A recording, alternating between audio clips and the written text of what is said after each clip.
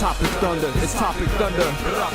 Just acknowledging knowledge with no scholarships. It's Topic Thunder, it's Topic Thunder. Breaking everything down, tech to politics. It's Topic Thunder, it's Topic Thunder.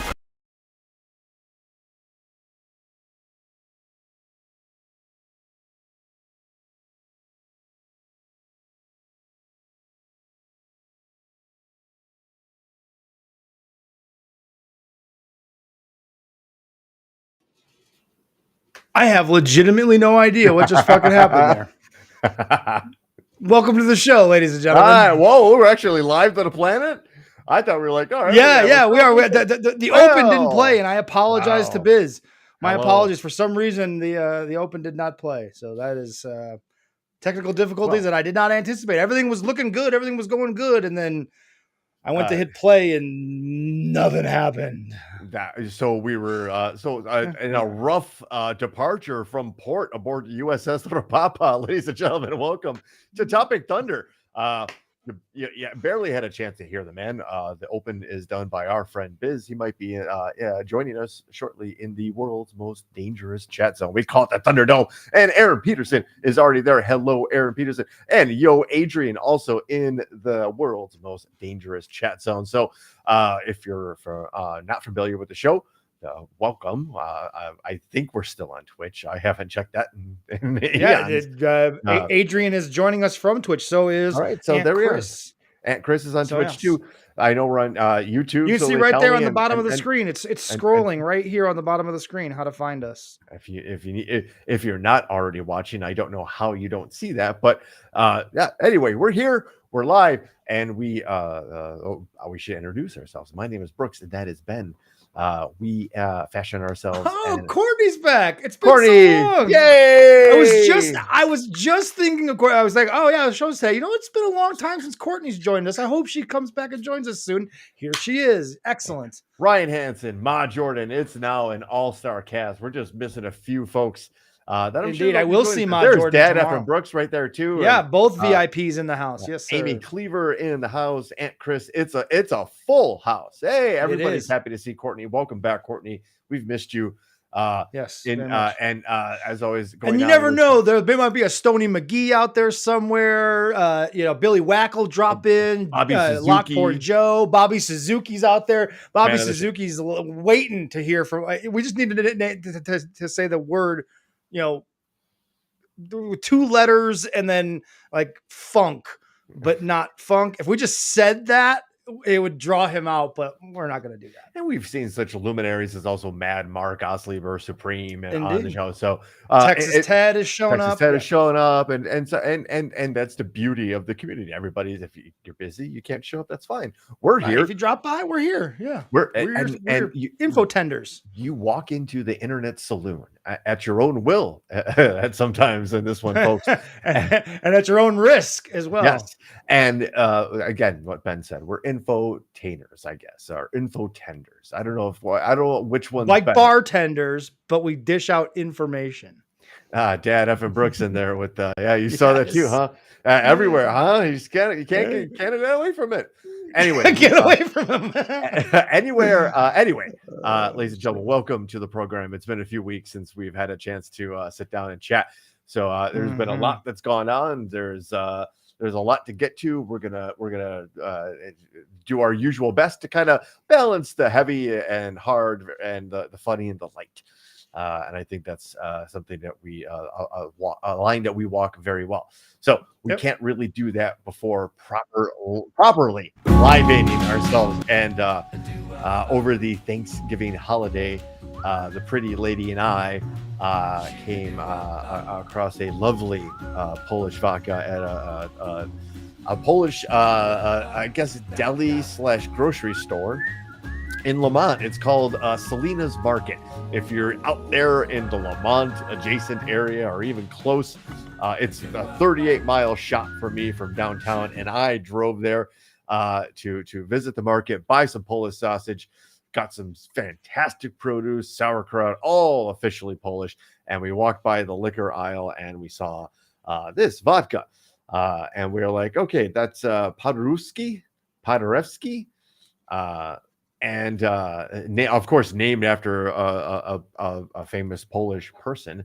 This particular guy was like a composer, a musician, who in the First World War eventually became basically the president and prime minister of Poland, and led Woodrow Wilson and helped Woodrow Wilson create in the Treaty of Versailles a point that made Poland a independent state. Interesting.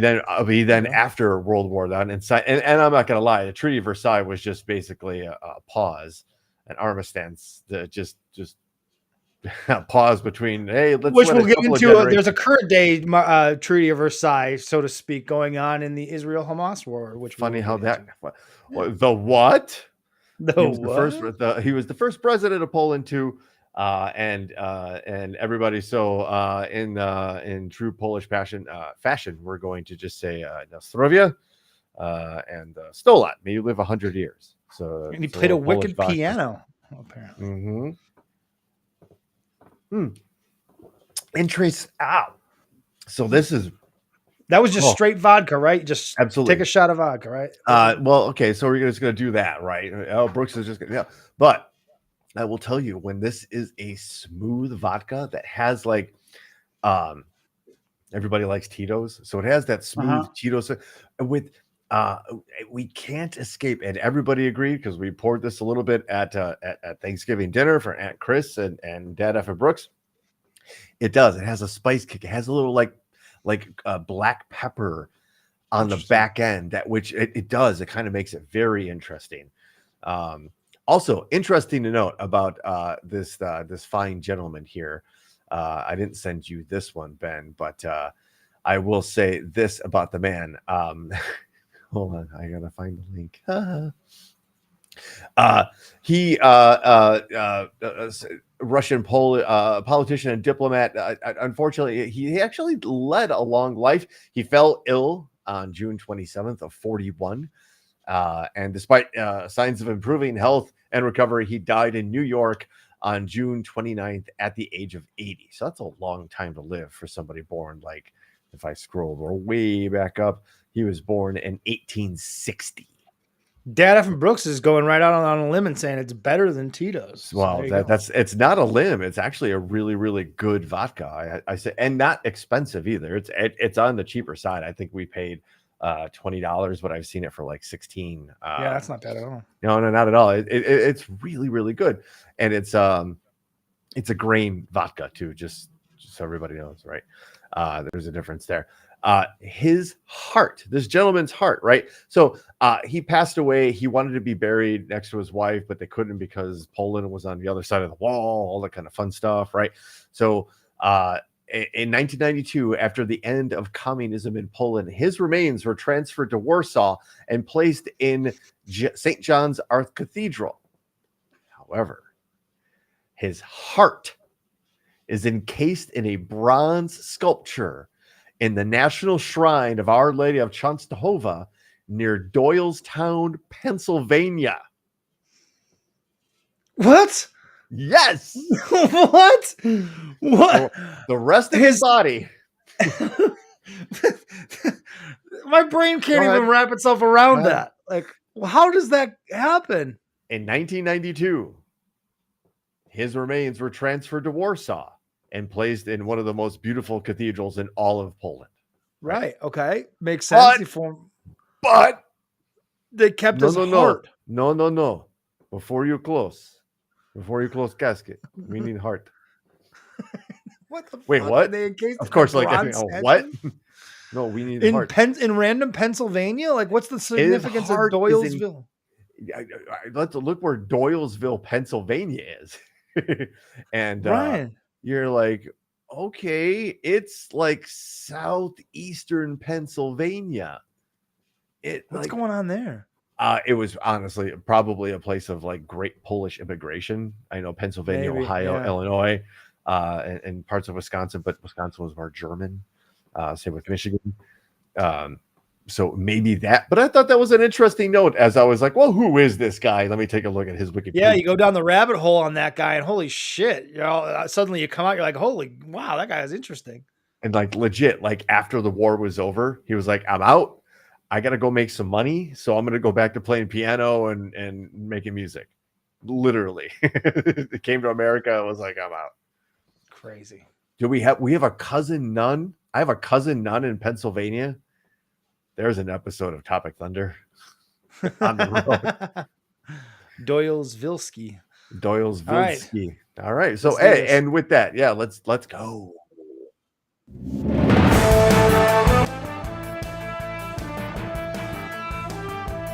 You see it and hear it everywhere. And we call it headlines. Nobody else ever has. Yeah, it's a worn out joke, but I don't know what else to do. It's headlines. Hi, how are you? Welcome to the meat of the show, ladies and gentlemen. It's been a minute, and I think we'd be remiss if we didn't discuss the current conflict in Israel between the Israeli government and what seems to be a religious war, to be honest, against Hamas, or at least that's what elements of both sides seem to be aiming for. And then, then there's the element of the religious evangelical American side. They're like, yes, we need you people to wipe each other out because that's part of the Revelation prophecy. Mm-hmm. What do we do here, Ben? Like, okay, so I'm leading into the story with the headline from NPR just because it was like an entry zone for me. But mediators work to extend Israel-Hamas truce after final planned hostage swap. We've known for the last 2 weeks and the last time we talked that there's been a massive campaign by the Israeli Defense Force inside Gaza, literally kind of flattening Gaza, at least many parts of it. Literally. Truth be told, right? Like, again, I think we did this. We should have probably did a little bit of a warning. We know this is a sensitive topic. We know that there's a complicated a topic here that we're trying to discuss and dissect, and on the internet of all friggin' things, right? Mm-hmm. There's some value and validity to both sides and almost every side of every argument, not all arguments. So there's a lot of fluff and there's a lot of wrong out there. Yeah. So we don't take this lightly, and we don't treat this as something that is just like just something to talk about. I put a lot of thought into this. I think Ben and I have proved that across the lifetime of this show, almost 4 years, Ben, lifetime of this show, is that we actually have a conscience and we try to at least understand the root or the truth of issues. And sure. it's really hard and it's really weird. Yeah. These days to kind of figure out what's really going on over there. So, now there has been a truce that captives, arrestees, and kidnapped people have been exchanged from both sides. To me, it's an interesting exchange number. It's usually 1 to 2 or 1 to 3 favoring the Palestinian side. And then, of course, you're seeing images and pictures of these Israeli people. And not just Israeli people. There's been Russians. There's been other foreign nationals that got kidnapped just because they were there. Got caught up in it. Yeah. Right. All being rescued and it in this like trickle at a time thing, while they've had a general and almost like let's just call it a soft ceasefire, right? Right. Because both sides have still done non-ceasefire things. right. And whether it was Hezbollah or whether it was the Hamas, if you're Hamas, you're like, hey, wait, okay, we're trying to do something here. Hey, Hezbollah, chill, right? Hold on for a second, right? Relaxing Boaz. Whoa. The bots are in the house. Wow, this is a Twitch though. Bot. Oh, it's a Twitch. Yeah, they're all over there too. So the bots have infiltrated. Yeah, we've already said all of the some of the trigger things, right? Let's also throw some other ones in there, like Iran, Russia, like Russia, child porn. We have triggered the system. Yes. Let's just try. Okay, get them all in here, right? Come on in, bots. it's been a slow trickle of these exchanges, right? While both sides are also not truly ceasing their fire. Plenty of reports this afternoon coming in that there's been a full-scale assault in Jenin, which is a city in the West Bank, and now there's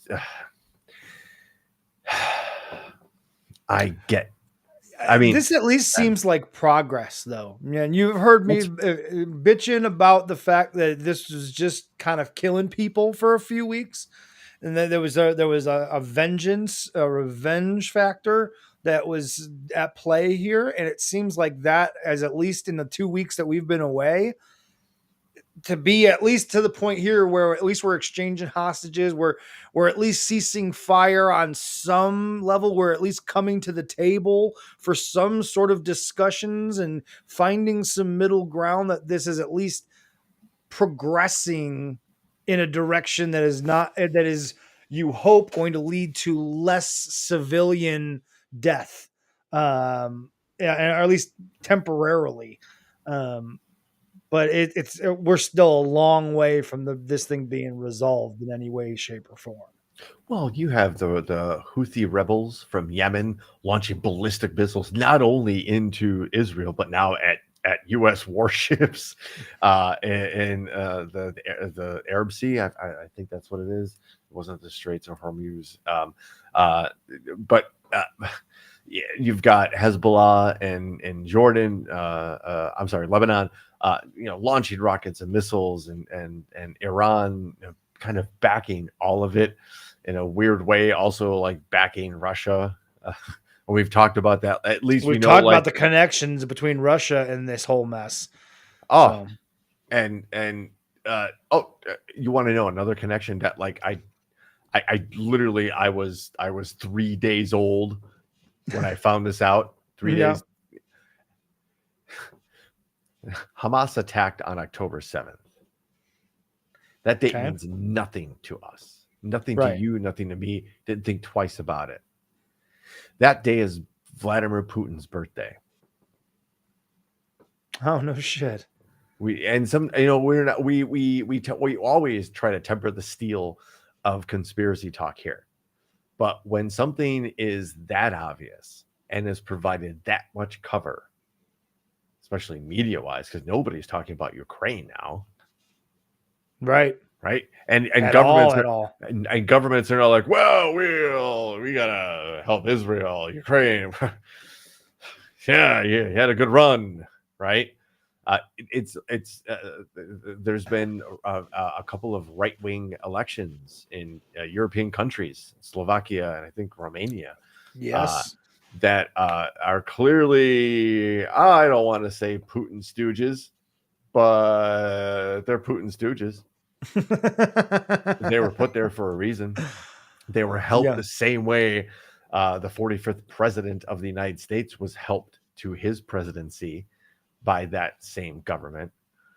Oh, and by the way, the defense ministry, I think the defense intelligence ministry head in Ukraine, his wife was just poisoned. She's expected to live, but on RT Russia Today, on their evening kind of like round table, we have people talk about the news kind of thing. Right. Your typical news station kind of bullshit. They had the dude who's guilty of poisoning Andrei Litvinenko. That very first, we all remember that that ghostly image of that dude in a hospital bed, like looking at you like, poisoned by polonium-203, I believe. They had that dude on the round table. Wow, that's ballsy. That's just they're just letting you know. They're letting you know, like, we did this. Yeah, right? That's crazy. Right? We got to you somehow. Anyway, but to talk about real quick, Aunt Chris asked how does a ceasefire work, and it is like everyone. It is like you agreeing to rules in the middle of a war, right? Like it's that's why I said we've made progress where we've gotten past the blind rage vengeance stage of the war, and now are getting to a more like, okay, we've gotten our pound of flesh, so to speak. And now how do we end this thing? How do we come to negotiate? And the only way to do that, they needed a ceasefire, because Hamas needs a ceasefire for multiple reasons, right? They needed to regroup and, re-strategize and, get a fucking breather for a minute, right? Like, because they've been bombarded for weeks now, and they're trying to, so they need that, and they're doing what they took the hostages for. This is why they took the hostages, to allow themselves to negotiate these types of things where they can get a breath. We'll give you 10, 15, 20, 50 of these hostages, but we still have 140 of them. Now, that obviously they limited themselves to how long they could play that game, right? Because the hostages eventually run out, and then you've got to have another strategy. But that's where we're at in this, is where we're just now starting to establish like some ground rules, so to speak. Some like, all right, we're willing to do that. We're willing to stop for a minute in order for it, but we want something in return. And it's a negotiating point. Which is a terrible thing to say, right? Vodka, hey, but you're right. It is because it's dealing in human lives. And every hour, every minute, we've seen the pictures from both sides. I don't care if it's a Palestinian baby or an Israeli baby; they're both babies. I don't care. It's awful. I don't care. Any human being losing their life over this shit is one too many. And again, what is this shit? What is the argument? But okay, let's I know the 1947 agreements, basically force Israel into existence. Okay, I know that's the other, right? But the crux of this is that each side wants the other side to acknowledge their existence and allow them to exist peacefully. But not at the extreme ends. And unfortunately, that's who's been leading both of these sides for the last 40, 50, maybe even 60 years. They're both like, if you look at the extremes in both countries, it's elimination, it's eradication. Like, correct. Literal genocides. Yes. That's it. That will be the only thing that satisfies it. And that point, Israel saying that's self-defense, that is like, we until they're gone, because they're saying they need to eradicate us, we need to take care of them. And then Hamas and those of that similar belief, like ISIS, the Islamic State, they're saying, well, the Jews, and coinciding with the surprising rise of anti-Semitism everywhere, like, they need to be eradicated and stripped from the Holy Land and cleansed. Like, what do you? From river to sea, like, right? Yeah. Which there's arguments about that too. Is that a statement of genocide, or is that a statement of like, look, we belong here? We just want to exist. We just want to exist. Yes, we're allowed to exist. Every point about this is a touch point. And for a lot of reasons, right? Mm-hmm. Because you can't go too far, whether it's at work or on the internet, obviously, or news or anything. It's everything. It's everywhere, right? And it's the same thing. It's the same visceral attack on our senses, on our visual senses, our auditory senses, our critical thought senses, which has been going on for a decade, at least. Yeah. At least, you could even say since 9/11, or we just had the 60th anniversary of the assassination of John JFK. Like, that type of trauma is generational. That type of disbelief is generational. And then when you get to a point now where information is murky at best and sensationalism is the rule of the day, it becomes really difficult to piece these things together and actually have a cognitive, slow, thought out like conversation with people, because everything's a touch point. Yeah. Everything. Yeah. If it's not religious, it's territorial, it's geopolitical, it's ethnic based, right? It's exhausting. Yes, And we're not even fighting this. Exactly, and then leading us, and I'm going to segue into this next story for us because this is kind of like we talk about these disagreements between humans and that, but at the same time, Mother Nature doesn't give a single fuck about that war, what's going on.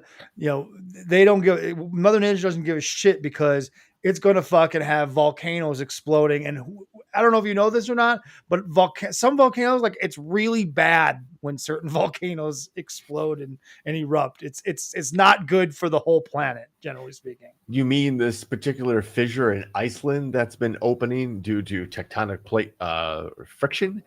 Because Iceland literally sits between, right in the middle of Iceland is two tectonic plates. Iceland is, if you look at the history of the globe, Iceland is destined to be torn apart in the same way that Pangea was torn apart one day. And if Billy Wax in the house, he would appreciate the Pangea reference. It's happening right now in front of our eyes. Slowly, sure, but that's all relevant to how long your lifespan is. Have you been around 3.6 billion years like the Earth? No, I haven't. And unfortunately, our lives are nothing but a blink of the eye to what happens on this planet, and scale that to the galaxy and the universe. Yeah, that's crazy. Iceland is being torn apart. And this actually broke shortly after our last show. So we haven't had a chance to talk about this. But there's been a town, and actually now basically what amounts to a county or a state in Iceland, that has been completely evacuated. And almost now for just as long as we have last talked. Wow. Just yesterday, there were around 300 earthquakes detected in the region around the evacuated town of Grindavik, the strongest measuring a magnitude of 3.5 in Vatnajökull just before 6 a.m. 300 earthquakes in just one day. 300, that's a lot of fucking earthquakes. And this has been going on daily for 2 weeks. And we showed the fissure in the street. This is literally what's basically happening is because there's been a shift in the crust of the earth there that makes those tectonic plates, right? There's been a shift that has pushed magma up, screaming up from the core of the planet, through the mantle, up through the crust. And now it's putting so much pressure on this separation of Earth. Right. Yes. Yeah. It's a big ocean floor. Yeah. It is separating that fissure so much.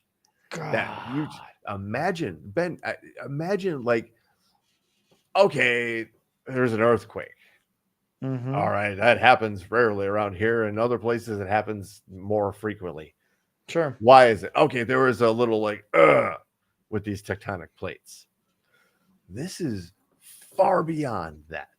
Right. Yeah. This is happening every day. And that, like you say, that magma is pressure. That it's not like the pressure is going to subside.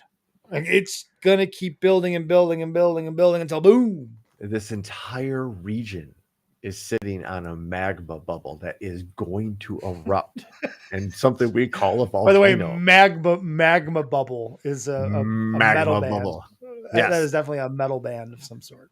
Those actually, no, Chris, those that is what this region is known for, is the Blue Lagoon Spa, one of those like famous Icelandic spas. They closed that. That is part of this town. Half of this town is like a resort town. And the other half is like this idyllic, like, oh my God, I live here. Everybody looks friendly and everything looks nice. It's a mubble. Mubble. There she is. So slowly Iceland's being torn apart. Again, Yeah, that's crazy. it's There's fart bubbles from hell. Now that, sir. Fart Bubbles from Hell is the first album from Magma Bubble. It absolutely is. Yeah. Speaking of something about to burst and run uncontrollably wherever it wants to go. Yes. From Reuters, OpenAI researchers warned board of AI breakthrough ahead of the CEO ouster, sources say. Now, Ben, this was a story that we were going to talk about last week when the CEO Last minute. yeah, but no, actually, go for it. Actually, because this gets weird, right? Yeah, no. I didn't know much about it, and so I was curious if it was something that was going to be on your radar, because we have discussed AI pretty extensively, and this guy is Sam Altman, right? Yeah, Sam Altman is the CEO of OpenAI, which OpenAI is one of the, if not the at the forefront of AI algorithms and AI technology. And curiously, he was ousted unceremoniously and kind of out of nowhere by the board of directors for OpenAI. And it was apparently because he had a vision for the future of the company and the future of AI that was different than the rest of the board members, and they exuded their power in some sort of corporate power play to oust him. Well, the problem with that is that Microsoft was in heavy negotiations to purchase OpenAI, or at least partner with OpenAI. And one of the big keys to this merger was Sam Altman. Him being he is, for all intents and purposes, the Steve Jobs, if you will, of AI. Like he's everyone in AI seems to understand that he's the guy when it comes to AI. He's the super genius that is seeing the future of where this thing is headed. So dangerous in the hands of one, or the mind of one person. Oh my God. Oh, correct. Right. And I don't know, we don't know much about him. And so that's so I don't know much about this guy and where his politics lie, or what his vision is. I don't know that aspect of it. But what I do know is this: the announcement that he was ousted as the CEO of OpenAI lasted about 48 hours before Microsoft announced that they were hiring him as their new head of AI for Microsoft, along with, like, he has a partner in this that left the company, was ousted along with him. Well, that prompted, and again, this is some sort of corporate shit that I don't understand, some sort of then retake over. Like, Microsoft used its fucking power to basically get the people that ousted Sam Altman off of the board at OpenAI and reinstituted Sam Altman as the CEO of OpenAI, and basically just kind of put things back to normal again. But there was this weird shakeup, and it all had to do with, I guess, a speech that Altman did. And I don't know if this is maybe something you know more about, that aspect of it, but there's something about his vision differs, and they thought they weren't all on the same page, and they weren't aware that he was going to make these announcements at this press conference or this speech, and that they were pissed off about it and they ousted him. So basically, it was a corporate power play that blew up in these people's face because Microsoft wields a whole lot of fucking power. So this is from November 22nd from Reuters. So there are two quick paragraphs here. Ahead of OpenAI CEO Sam Altman's 4 days in exile, several staff researchers wrote a letter to the board of directors warning of a powerful artificial intelligence discovery that they said could threaten humanity. Two people familiar with the matter told Reuters. The previously unreported letter and AI algorithm were key developments before the board's ouster of Altman, the poster child of generative AI, two sources said. Prior to his triumphant return late Tuesday, more than 700 employees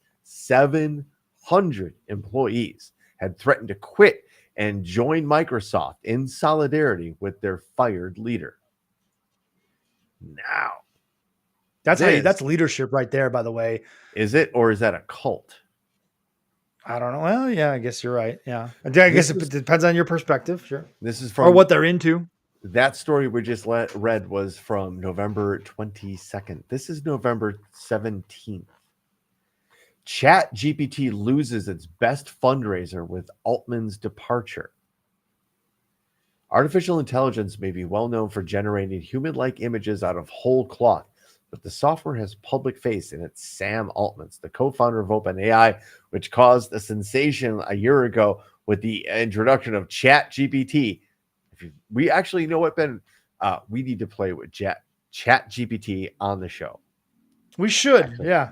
We should do that. We should make a point to start playing with some AI like that. Book it, fun. Somebody. Yeah. Nobody. Well, we'll have an AI segment. Yeah, I think so.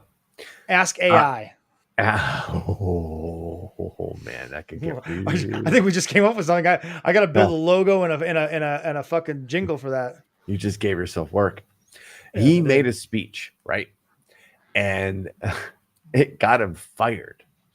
But nothing moved the needle more than a fundraiser leaving, the top fundraiser leaving the company. Like you said, board members being curiously removed and votes changing, and then Altman being rehired back to OpenAI, the creator of Chat GPT. It, after what, like you said, 24 hours, 48 hours of being a 48 to 72 hours of being it was a Microsoft 48 hours employee. that he was hired by Microsoft. Yes, it was within 48 hours he was hired by Microsoft. It was announced that Microsoft was hiring him. Yes. Can you? No, so I guess I just want to understand enough to say which side is right or wrong on this. The board members that ousted him in the first place, or Altman and his followers. Like we say that they're a cult, but what makes Altman and the people that are with him a cult if they just believe in what they believe in in him and what AI is capable of.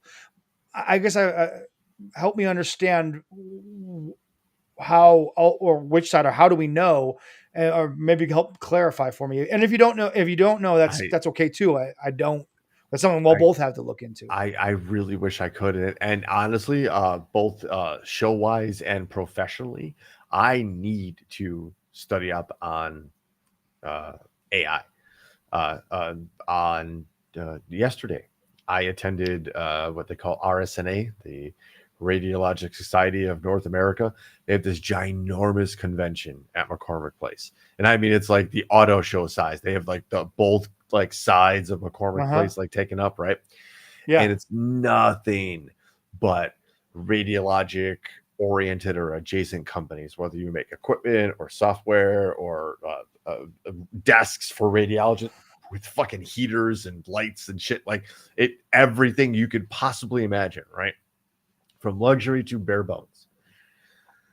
AI is everywhere.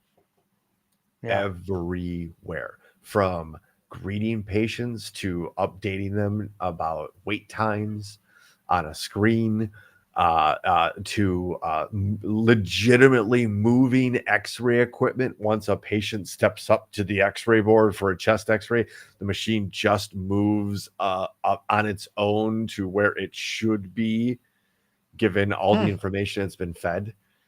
Right. That's amazing. It's and everything to them, reading x-rays, dude, reading fucking CAT scans and MRIs, and doing it faster and sometimes better than actual radiologists, human beings. It's everywhere. So we need to step into this.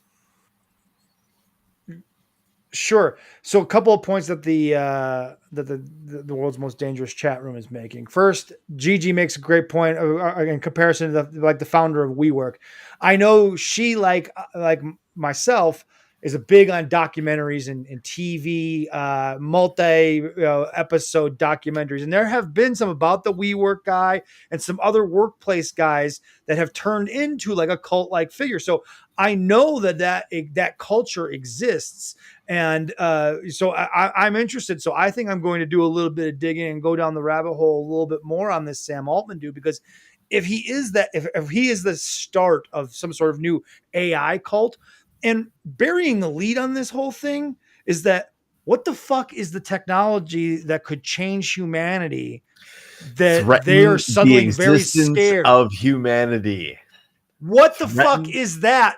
What is going on there? What is that technology? And what are their plans for that shit? It's everything every sci-fi movie or TV show has ever warned us about the decisions an artificial intelligent brain or species outside of humanity would make about us. They look at us. What could AI be fucking disaster. A threat to humanity?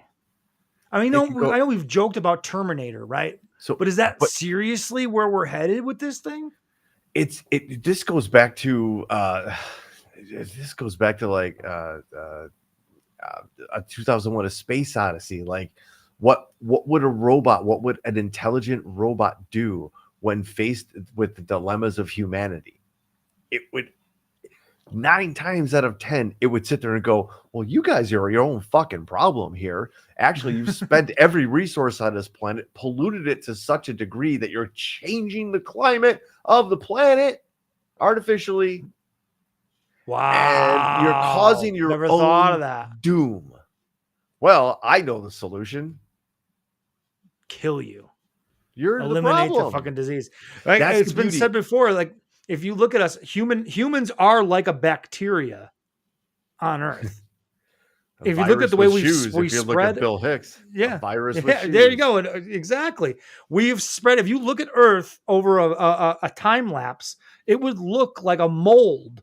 That if you just look at the population spread of human beings across this globe. So, yeah, at some point you would think something, whether it's Mother Nature or technology, is going to look at this and go, "You motherfuckers are the problem, and you got to go."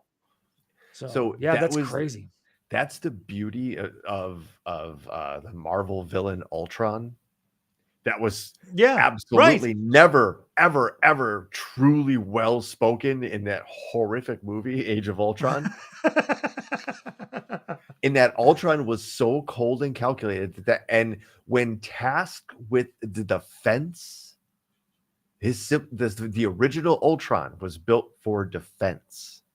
He was basically a prison guard for a prison for the world's most dangerous villains, right? They put him in the Fantastic Four and Reed Richards with Hank Pym put all of these villains in a different dimension in a prison and built Ultron as the prison ward. So prison guards and all that stuff. And Ultron becomes sentient and found out all about human history and said, I know how to best protect you. You need to go. That's how I best protect you. Right. Yeah. That was the cool thing about Ultron, that James Spader never actually got a chance or was well educated in the character of. He was busy trying to trade quips with Tony Stark and fun. Right. But you're not angry about it. Not at all. A fucking waste of an Avengers movie. Anyway, hey folks, you got a dog or a cat and you ever see them like zip around? We call it zoomies. Yes. They've kind of figured it out, but not figured it out. But it's a phenomenon that we can all agree upon. Yes. Yes. If you have a dog, you may notice sometimes they will have a burst of energy and run around for seconds or minutes on end. So why do they do this? According to the American Kennel Club, frenetic random activity periods. Let's call them fraps. Fraps, also known as zoomies, are totally normal in dogs. This is when the dog has explosive energy and begins to run around in circles or just back and forth. These fraps are nothing to worry about, according to the American Kennel Society. A common cause for this behavior is due to an excess energy dogs hold on to and they let it out in one large burst, supreme in the house. Yes. Zoomies only last for seconds or a few minutes before your pup gets tired and will lay down for a rest. Purina says that zoomies will happen less frequently as your dog ages. Besides releasing built-up energy, fraps may also be caused by certain situations. After baths, after eating, and right before bed. To me, not somebody who's ever have a child, but it sounds like having a toddler. Kind of, yeah. Well, one less burst. That all of those, Fiona checks all of those boxes right there for her fraps. Fraps behavior is not harmful, but in itself, but can be dangerous. Can be dangerous if the dog gets a frap in a cluttered space, as they may run into things or lose traction. They are running on a smooth surface. If a frap happens with your dog, make sure you guide your dog into an open area. The idea of Derek running around with the zoomies as he just after he exits the bathroom after taking a huge dump is now going to forever live in my brain. Frap sounds like an early Pearl Jam song. The fraps. Fraps. I got the fraps. Or the fraps also sounds like an alternative band. Yeah, from the early 2000s. Hi, they're from Britain too, by the way. And we don't have a bass guitarist. Go fuck off. Yeah. We're the fraps. Yeah. We're the fraps. Take it or leave it. This is what we are. You'll love us or you hate us, but we're the fraps.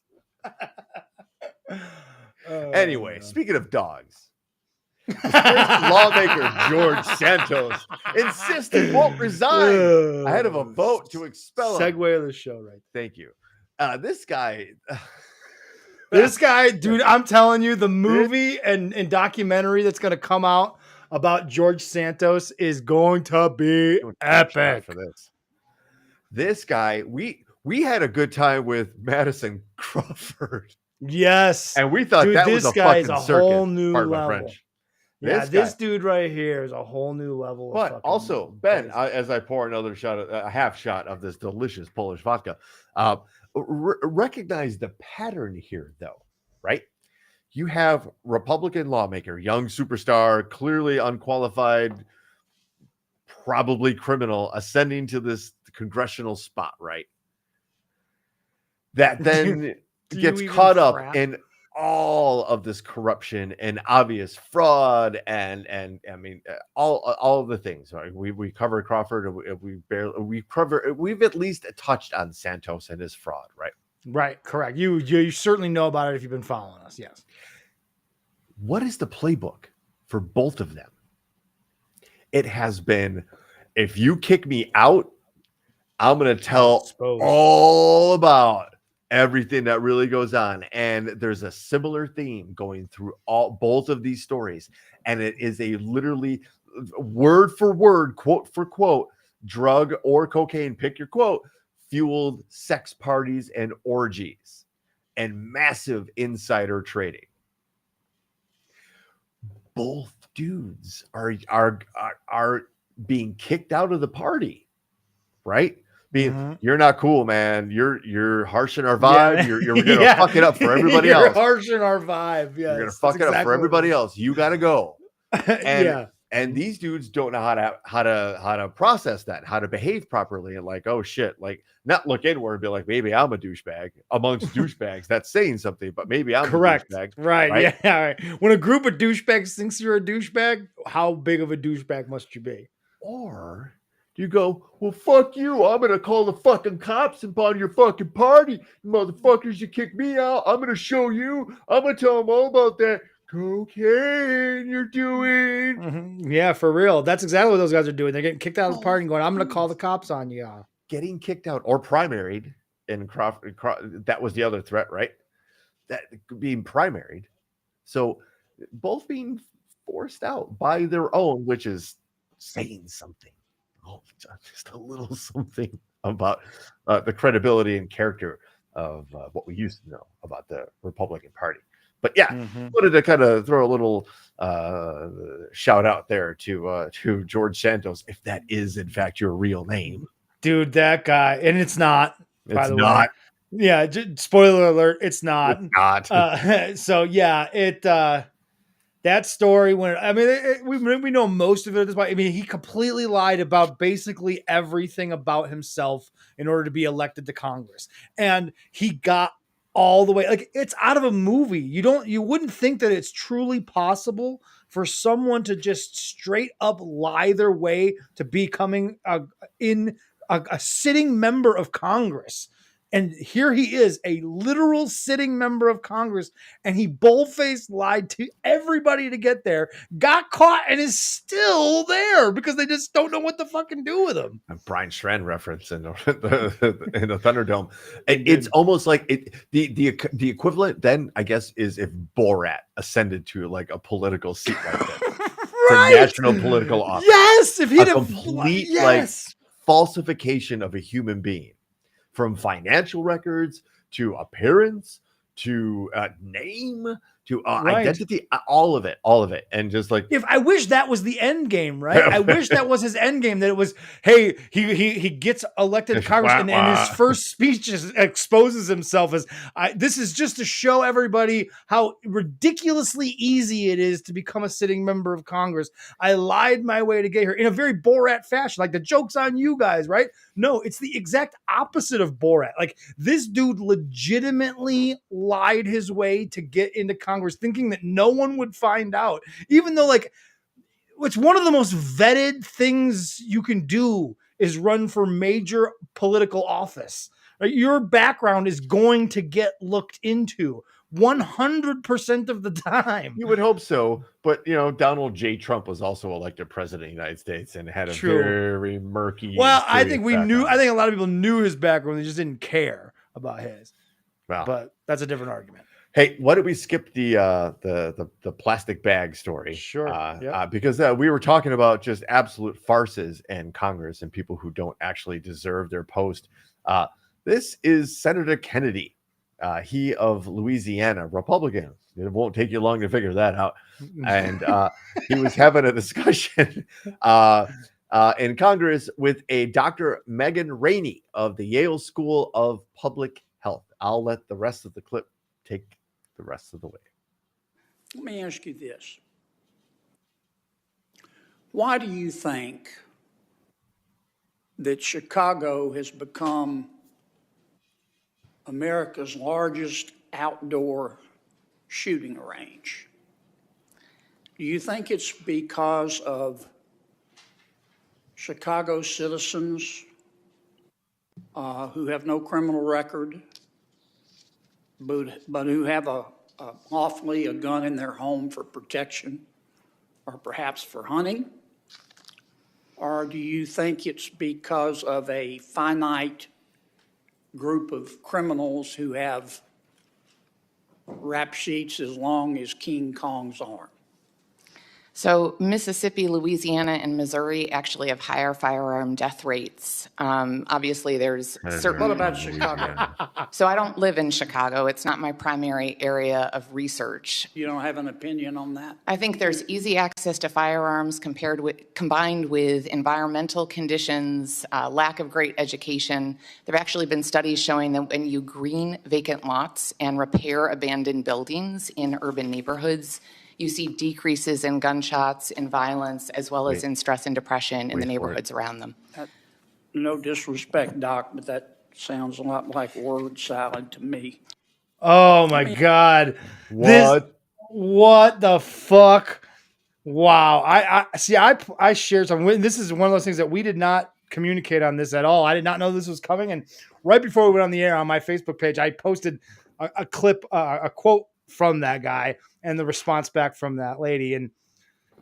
But I didn't hear that sounds like word salad part of it. Like, dude, you just exposed yourself as a fucking dope in front of the entire world. He has no idea. He thinks he was the smart one there. Yeah, right. And the clever one, like, as long as King Kong's arm, it wasn't pre-written. The world's largest shooting range. He thought he was clever. And what a fucking idiot, sir. Yep. You are a sitting member of the United States Congress, and you are a fucking idiot. All due respect. Sorry, Aaron. And not much is due. Oh, yeah. But Aaron, I guess. Yeah. Holy smokes. It's only word salad, sir, because you didn't have the comprehension to understand a single word that eloquent, educated, confident speaking woman said. For I don't know why, as an old, out of touch white guy that probably still has a Nokia.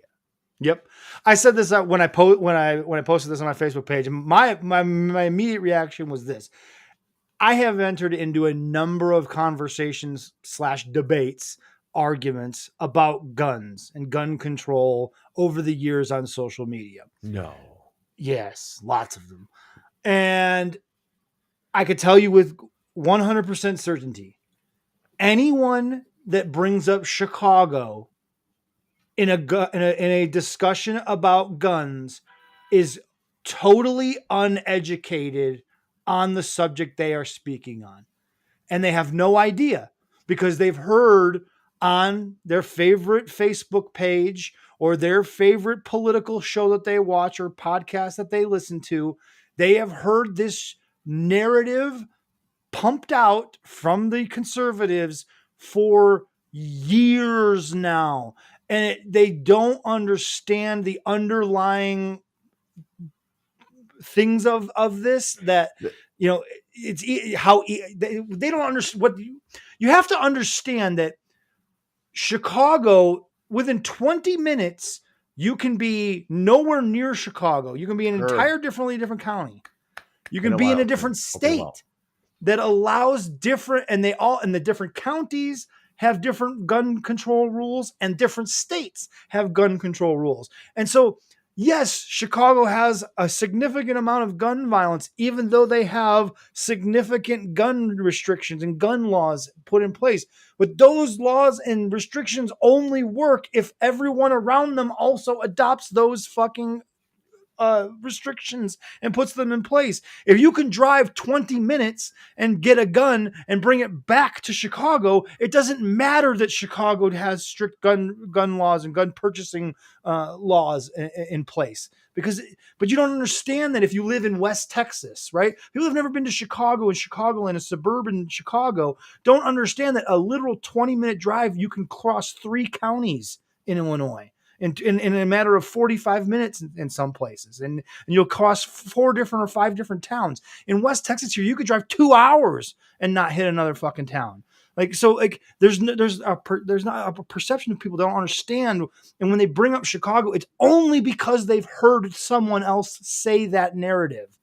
It's not because they've looked into it, because if you looked into it, you understand, like this lady did, that the numbers are skewed. It is a narrative. It is a propaganda. They're not skewed. They're most of these numbers that are being cited are per 100,000 capita. So what you see the murder rate of Chicago being 22.2 or 22.5, what that means is 22 people die per 100,000 people in that sample. So you're talking about 22 people per 1 per 2.2 million a day or something like that. It's based on a set number of 100,000. Now there's different metrics for sure, and therein lies another argument, because everybody can bring different numbers, and there's no way to aggregate all of these things into one cell. Okay, we all agree upon this as the metric, right? But everything you're saying is right about gun laws and gun control, and the governors and the mayors of towns in Illinois and the state legislatures can do all they want. But unless there's a national agreement upon some of these, high-powered things that we've talked about before, that just seem to be, I don't know, coincidental in mass murders mass shootings across this country. Go figure. until we can have a conversation about those without people like losing their minds and exacerbating some sort of Second Amendment, like you're encroaching on my blah blah blah. Because I will tell you this, you can stockpile as much civilian ammo, or I've got the good stuff or military grade this. You can stockpile as much shit as you want there. You will not survive in your little fucking bunker if the United States military decides to drop a drone on you. All of your Right. fucking ammo and rations and bulletproof vests on your fat ass that can't run 100 yards without having near cardiac arrest. They will drop a JDAM on you, and you will not have a chance. Your property will consist of a 500-foot crater. Right. Okay. And if they don't do that, they'll just send a SWAT team to your fucking house, and before you even wake up, they'll be on top of you and arresting you, or whatever the case may be. The whole thing is that whole argument is totally ludicrous and screams of paranoia. It is a paranoid delusion. If you live your life in that level of paranoia that the government is going to come to get you, I'm sorry, you are not mentally. I believe, and I listen. Who am I? Nobody. But if you give me a fucking magic wand and I'm in charge, I'm with Canada, and you have to pass a mental background check, and personal protection is not a valid reason for you to own a fucking gun. I'm sorry. You're not in danger like that. Knock it off. You're not. But I want to point out, Gigi perfectly encapsulates in like a little paragraph what the actual underlying issues of what's going on in Chicago. The best term I've ever seen or heard for these folks that we just described so angrily, and I apologize for my outburst there. I try not to rant so much. Yeah. But gravy seals is possibly the best derogatory loving nickname I've seen in quite some time. Yes. Ben, I feel like I need a blanket. So let me introduce everybody to the female blanket octopus. I thought this was just more shit to scare us that's down in the fucking ocean. Well, it might. It unfurls. We don't know what this fucking thing does. We know it looks cool, but is it poisonous? We don't know. It unfurls its long cape when threatened by intimidating predators, but will also tear the tentacles off poisonous Portuguese men of war. Yeah, used as weapons. Wait a minute. Indeed. This thing is tearing off tentacles and using poisonous them as weapons? Tentacles to use as weapons. I'm telling you, that is an alien creature. You cannot convince me otherwise. And an octopus built to survive. Let's go, girls. So speaking of nature, Ben. Yes, sir. And I know we're kind of running up against it. I promise we're going to run through this. Let me show you 54 seconds of an amazing video. That's part of a documentary called Ride with Larry. No relation. This scene, as retired police captain Larry Smith, who has Parkinson's, tries medical marijuana for the first time. Oh, all right. Okay. Age appropriate. And the best way to take it is put it under your tongue and rub it in your cheek. I know the video can be choppy here. Don't do too much. You're going to be asleep all afternoon. You know what you should do? No. Don't try to communicate. Just relax. See what happens.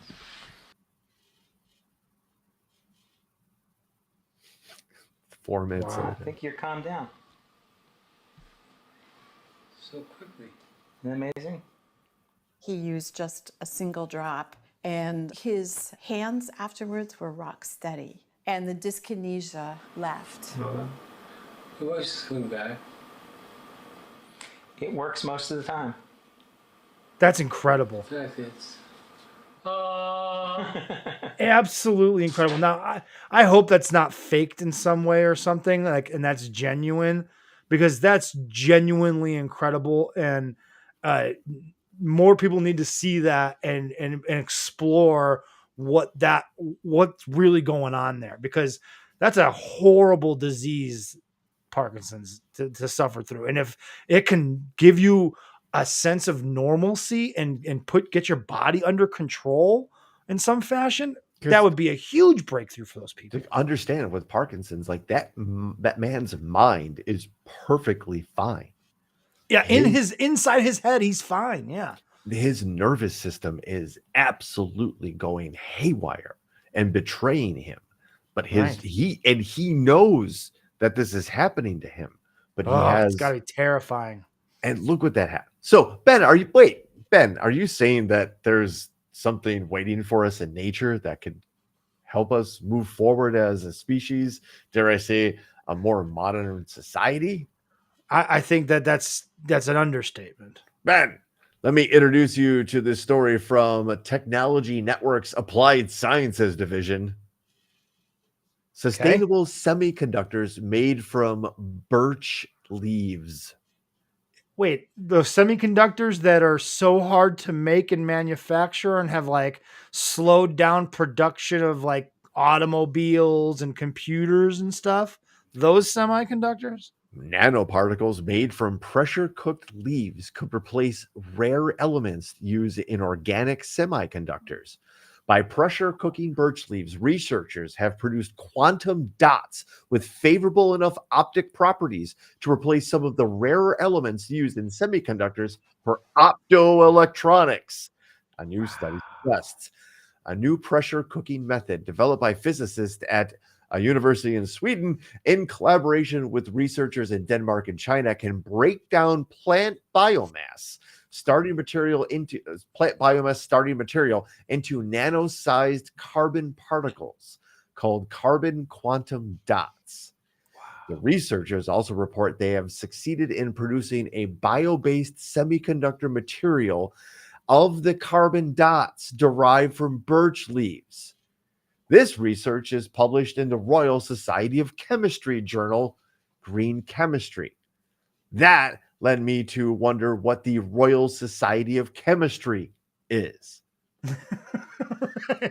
Ben, the Royal Society of Chemistry is a learned society of professionals in the UK with the goal of advancing chemical science. It was formed in 1980 from the amalgamation of the Chemical Society, the Royal Institute of Chemistry, the Faraday Society, and the Society for Analytic Chemistry, with a new royal charter and the dual role of learned society and professional body.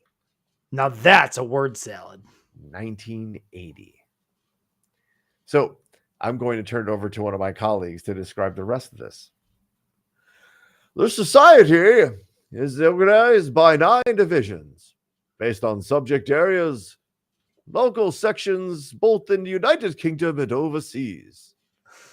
Divisions cover broad areas of chemistry, but also contain many special interest groups for more specific areas. The Analytic Division.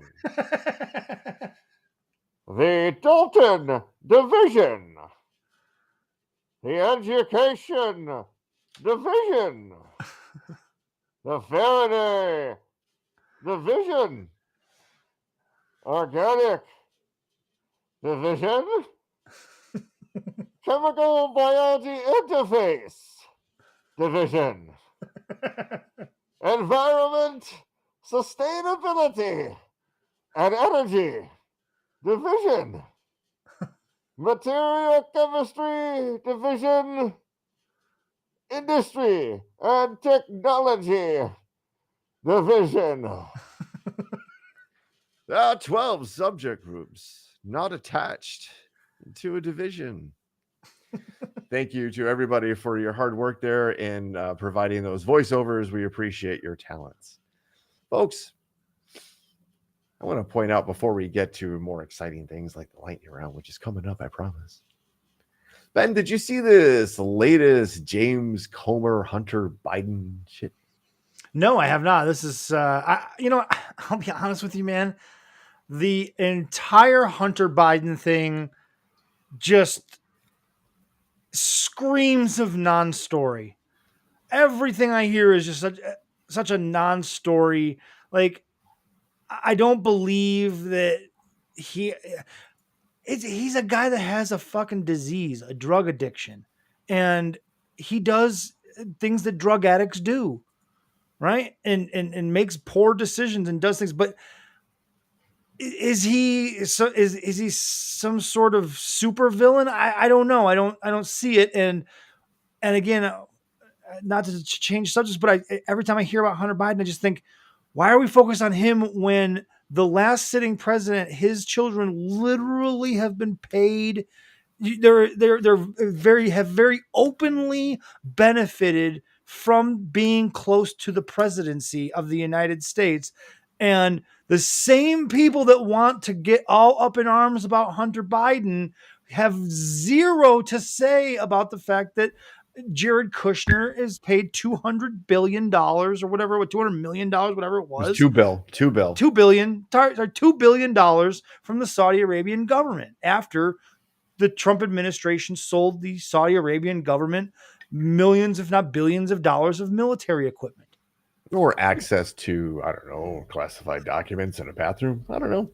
So this whole thing, and you listen, you're the one that can easily smart me up. And if I am underselling this whole Hunter Biden thing, and there is some sort of smoke or fire here that I should be worried about, then I'm sure you'll tell me. But so far, I haven't seemed to hear anything that leads me to believe that Hunter Biden is something that we should be spending taxpayer dollars looking into or worrying about. Well, then let me just put it out there, and we'll breeze through this because it's a yes or no question. Right. Hunter Biden called James Rep. Cormers, Republican out of Kentucky, and he called the bluff. They subpoenaed this House Oversight Committee, House Oversight and Reform Committee, called a private citizen, Hunter Biden, who's never held public office before. Right. Subpoenaed Hunter Biden for his laptop and all those shenanigans, right? Hunter Biden's laptop. Great. Mm-hmm. On Tuesday, Hunter Biden said, and to comply with a congressional subpoena, on Tuesday said that he would testify to Comer's House Oversight and Reform Committee, but only if it was in public. Wow. Comer had requested that it be behind closed doors. Why? Well, why do you think? This is from paraphrasing Comer. Hunter Biden is trying to play by his own rules instead of following the rules required of everyone else. That won't stand with House Republicans. Our lawfully issued subpoena to Hunter Biden requires him to appear for deposition on December 13th. Now, right here, Dan Goldman points out why is a gem of a human being. Also, Jasmine Crockett, by the way. I love Jasmine Crockett. She's good, and Jamie Raskin also. The idea that you would prefer to have closed door meetings, and in response to this, their response has been, well, because Democrats can't control themselves, and we've seen how they've made a mockery of these trials. Are you kidding? Excuse me? Aren't you the ones that showed Hunter Biden dick pics on the floor of the Congress? And have used every chance there is a public camera on the floor of Congress for any reason in front of one of these committees. The Republicans over and over and over and over and over again have used it as a pulpit to fucking go off topic and spew some sort of conspiracy bullshit. They have the audacity to say that the Democrats are the ones that play games. Can't behave themselves in public. Didn't you have two sitting congresswomen shouting during the presidential speech at the president? Unbelievable. So all of that is just the lack of self-awareness. Jesus Christ. That's what it is. And it's just, again, you're just being smug in front of the public there. Sit there with a smug smile, knowing what you're saying, knowing what you're doing. You don't really believe what you're saying, but you know that that's what you have to say. Correct. So that is that. Let's move on. I know we opened the show with speaking of the Palestinian and Israeli conflict. I found this video on. I'm still on X. I'm still on whatever Twitter used to be. It's terrible. I'm hanging in there. I'm hanging in there. Found this video. Is a Palestinian family that made makloube, which, if I can be so bold before you go ahead and show that video really quick, is a traditional Middle Eastern dish that is popular across Levant, including Palestine, Jordan, Syria, and Lebanon. It consists of meat, rice, and fried vegetables placed in a pot, which is flipped upside down when served, hence the name makluba, which translates literally into upside down.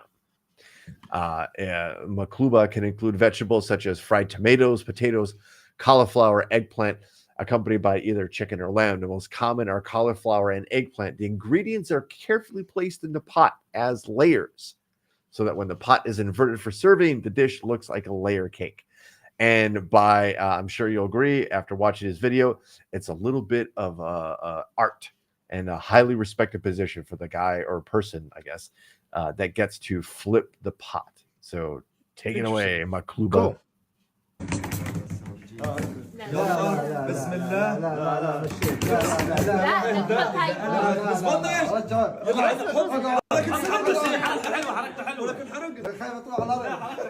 يلا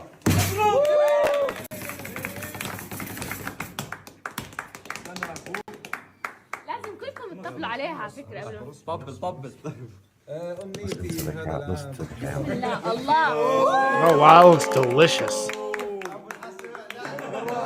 And I guess sometimes they'll put like mint or cilantro or dill on top of that. And come on, That looks delicious as fuck. feed the family. Come on, family Yeah, that looks party. really good. I'm Right? I'm all in on that. So Makluba. I'd fuck that shit up. All right. It's actually, Ben, I think we got one little story before the Okay, do you want to go to the Happy Bara story? No, actually, you know what? Let's actually play both. What the hell? One's 12 seconds, the other one's 30 seconds. Hey, Ben, when I say everything in Australia is trying to kill you, I truly mean it. Yes. This is ground to cloud lightning. Let me repeat. I'm sorry. I'm sorry. What now? Ground to cloud lightning in Australia. Ah, fuck that. What is that? It looks like one of those like orbs, those like weird Tesla orbs. You get, Yes, like, yes, at the mall or whatever that Yeah. make your hair stand, or at the science place, at the museum or something that makes your hair or stand up. Spencer's. Spencer's Gifts. That's what I'm thinking of. Yes. That is what the fuck is going on there. That's Again, the Earth doesn't give a fuck about our puny little problems of who owns what piece of land where or all this shit. Like, this shit is what matters, man. The fucking ground is sprouting fucking lightning now. Like, what the fuck is going on? It's all like electrical charges and electricity in the air and stuff like that. But yes, that was ground-based lightning. Oh shit. God damn it. Uh-oh. Hold on. I hit the X on it. Hold on. Oh no. No, Well, we're good. I just While you're listening, ladies and gentlemen, I just want to remind you that most of the time we're on Wednesday nights, 7 p.m. Central Standard Time.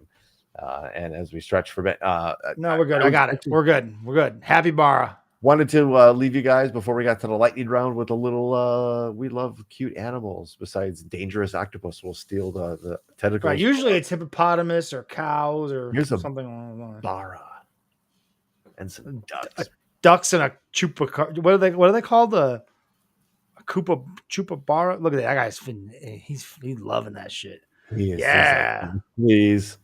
Yes, please. Yeah, Thank you I'm very much. loving this. What are the ducks doing? Like, are they? I don't know. like, Probably cleaning, like picking the ticks or bugs off of them, maybe or something. just, Cleaning like, them in some nibble fashion. his fur. Like, I Yeah, there's get got to it. be some sort of shit in his fur they're feeding on in some fashion. But he fucking seems to be loving that shit. Like, don't stop. Don't you stop. Capybara, that's what it is. Baras. Yes, They're ugly as fuck, but look at those fucking teeth. That's functional. That's Yeah. not ugly. That's functional. Hey, listen, it could be functional and ugly. That's I guess that is a look at that thing. That's fucking nature. ugly, dude. Yeah, but like, I mean, we love hippos. We love elephants. I mean, what's ugly? But they don't have teeth like that. Like, look at that. Come on. That's fucking ugly. Hippos have weird teeth, like really weird teeth. And I don't think we've ever seen the tooth of an elephant, which leads us right into my dad's favorite segment and probably yours too. Ladies and gentlemen, it's the lightning round. Hello. Welcome into the most popular segment of this show and what you've all been waiting for, hopefully. Briefly, what this segment is all about is democracy. And by that, I mean, when we announce the lightning round, everybody gathers on the cage of the Thunderdome. They throw up the thunderbolts like they are right now in the Thunderdome, and they wait because 3 stories get announced. Headlines are read, and you, the people, choose. It's our voice of democracy here, ladies and gentlemen. So, without dilly or dally, neither story we may have actually covered before, but I can't remember. But what the hell? Yeah, sometimes things get recycled. Whatever. Headline number 1. The government has a guide on how to obliterate horse carcasses with explosives. Yes, we have done that one before. We have. Oh, well. It's been in here. I don't know if it got picked, but I know I'm almost positive it got picked because there was a diagram. It involved dynamite, I believe. These things happen. We don't have interns anymore. Yeah, or in the post-COVID world. Or in a post-COVID world. Headline number 2. Angry wife's wild brothel protest after husband's sex binge. It doesn't even matter that the first one was read because it had no chance of winning versus that one, I don't think. Headline number 3. Catholic hospital group removes crucifixes to stop them from being used to attack staff. Let's go home. There you are, ladies and gentlemen. I think number 2 is going to run away with this one, but number 3 is low key. That's a good one. Headline. I gotta start. I didn't have a chance. 3 getting 2 votes. I was wrong. I'm already wrong. Biz with number 2. We don't even have to really reread them. I think people are just going for it at this point. I think at this point, oh my god, I'm freaking out. I don't have a. We only need to read the 2 headlines. Let's just give them the 2 headlines on a read. We know that the first one, we're just going to disqualify that one. Really? Okay. So because we've already done it, so technically it can't win. You can't win twice. Okay, fine. And no one. I know this. We can put it up there for vote, but I know that the Thunderdome is too smart to vote for the same story twice. Okay, fair enough. So we'll just go over this once again. Top 2 stories to choose from. We're down to a 2-party system here, ladies and gentlemen. See how that works? It always dwindles down to a 2-party system. You're in control, America. Go back to watching The Housewives. Oh, she's gonna feel personally attacked. But anyway, we'll figure it out later. Headline number 2. Angry wife's wild brothel protest after husband's sex binge. And headline number 3. Catholic hospital group removes crucifixes to stop them from being used to attack staff. That's so good.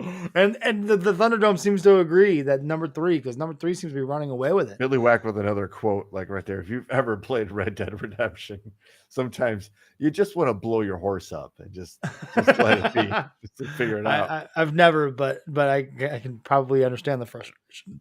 I think we actually have a clear-cut winner, ladies and gentlemen. Yeah, I think it's pretty obvious. People want to hear about clergymen getting attacked with crucifixes. Clergymen? Shoot. Oh, hang on. I'll remix horse bomb. Horse always bring the boys to the yard. And each one's got to go. Horse bomb. Horse bomb. Oh, yeah. 3. Horse bomb. Anyway. 3 seems like it's going to win. Yes, we are moving. The VIP, I saw Ma Jordan hasn't voted, but at least I don't see that she has. We're looking at, I think, 5-2 vote right here. So. Yeah, there's no coming back. 3's going to win. Yeah. So here we are from our friends at Raw Story. Catholic hospital group removes crucifixes to stop them from being used to attack staff. That's a report. A group of Catholic hospitals in Illinois and Wisconsin is removing crucifixes from emergency units and patient rooms to protect staff from attacks using them, the Becker's Hospital Review reported. The decision was made in response to changing, this is a quote, the changing healthcare landscape and general increase in healthcare workers experiencing workplace violence, end quote. That's crazy too. It's true. Not to give out any insider information, but true story. That was according to a statement from the hospital sisters health system. There are no details on any specific attacks, but the statement said that they would be safer replacements for the wood and metal crucifixes. Quote, they're trying to get ahead of this, basically. I guess they were having trouble getting the point across, Ben. Hey! Da-da-da-da-da. Social services report the highest rates of non-fatal workplace injuries across all sectors, surpassing both manufacturing and construction by well over 100,000 incidents. Again, that is healthcare and social services are reporting the highest rate of non-fatal injuries. What is that all about? I mean, we don't normally dive into lightning round stories, but this one, what is that all about? What is with people attacking healthcare workers at the doctor's office or at the hospital? Like, you don't like what you hear, and so you attack the nurse or the hospital or the doctor. Like, why are people so mad that they're attacking people at the hospital? I mean, without having all the data in front of me, I can tell you anecdotally. Right, it was anecdotally. What have you seen? Like, what is happening? The people who are usually doing these things aren't necessarily in their right state of mind. Got it. They're right? under the influence or altered state of mind, that sort of thing, right? Yeah, I got you. Okay. Mentally ill, if you will, all kinds, right? You don't really know sometimes if they're on something. Oh my God, Ryan Hansen, right? Jesus. Damn, he's going Benoit's nuts. Weapon of choice, the Jesus shiv. Oh, you're a dark man, sir. God. You have a dark side to you, Woo! sir. Oof. I'm dark, but wow. Yeah. It is prevalent. I know stories. I know people. I mean, so I guess that does make sense. People that are under the influence or having a mental health crisis. But if you're closing mental health care institutions and you're doing things that force more and more people on the fringe of society out to the streets, and they have no choice to when they're cold, like beyond what you and I consider I'm cold, right? Right. Like, you're cold. Like, it's going to kill you cold. When you haven't had any food in a couple of days, when your arm is rotting off due to necrosis from some myelitis or something like that, and you have no choice but whatever those stories are, right? And they all bleed together. There's just a billion of them. There just really is, right? Yeah. Makes sense. And there's not, I'll be honest, there's not enough of us out there. There's not enough healthcare workers right now, period, across the board. I don't care if that's nurses and doctors, there's not enough of them. X-ray techs, phlebotomists, registrars, there's not enough of us out there, right? There was something happened. It was called the pandemic. It was called COVID. Right. And it changed things. Yeah. We're still feeling the effects. Yeah. For 5 years. A safe healing environment for patients and colleagues, and aggression is not tolerated, the hospital system said, referring to one of its hospitals. HSHS thanks the community for its ongoing support of their local healthcare workers, and we do too. Indeed. I got ahead of myself on the music there. My bad. No, it's fine. We will work the whole way through. Folks, thank your local healthcare workers, because they do things that you might not know and might not realize, and they do things for you and people that you care for. And I'm not saying that just because I am one. I'm just saying it because we need those people. Talk about safety nets of society. That's it. Like the one last net to go.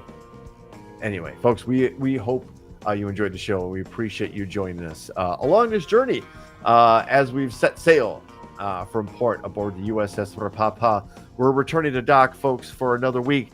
It's been Topic Thunder. I'm Brooks. That's Ben. Rapapa, and have a good night. And thank you, Aaron. Thank you, everybody. Seriously.